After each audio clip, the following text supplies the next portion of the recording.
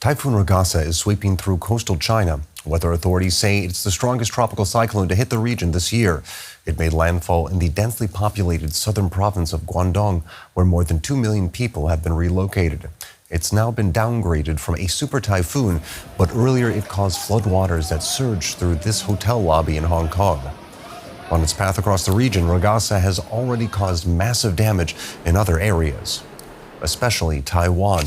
Authorities on the self-governed island say at least 14 people were killed when a lake created by an earlier landslide burst. Dozens of residents remain unaccounted for.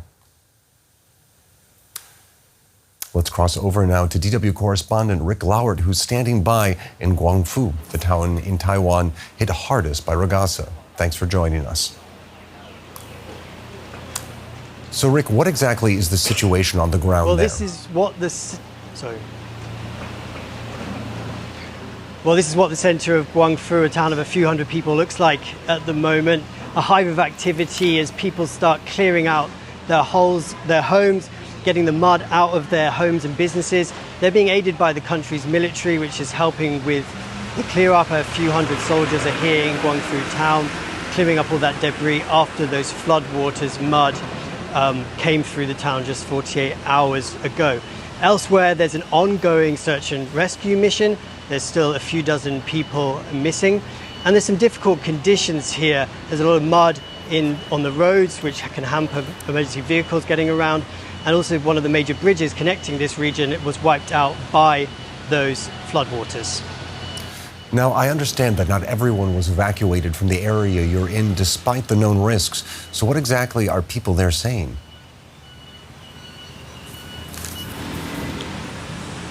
Well, many people here are saying that temporary lake that was created about 2 months ago above the town had been flagged as a risk. And indeed, the county government, the city government and the central government were monitoring those levels and issuing warnings and alerts.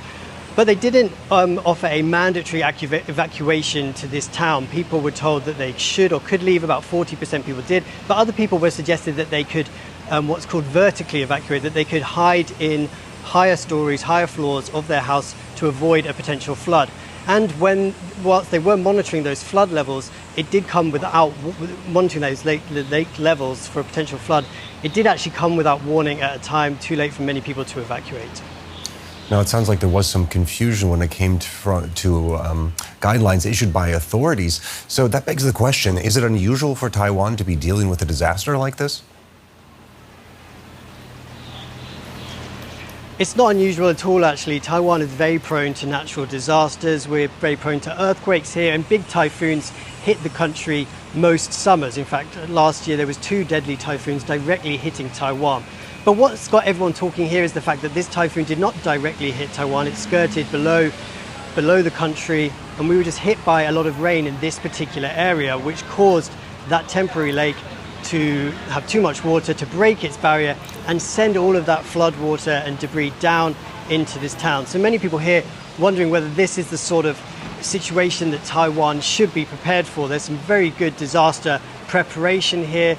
Rescue teams plan.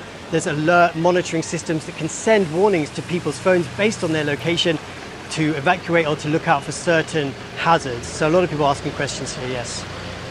All right, that was DW's Rick Lauert in Guangfu, Taiwan. Thank you very much for your reporting.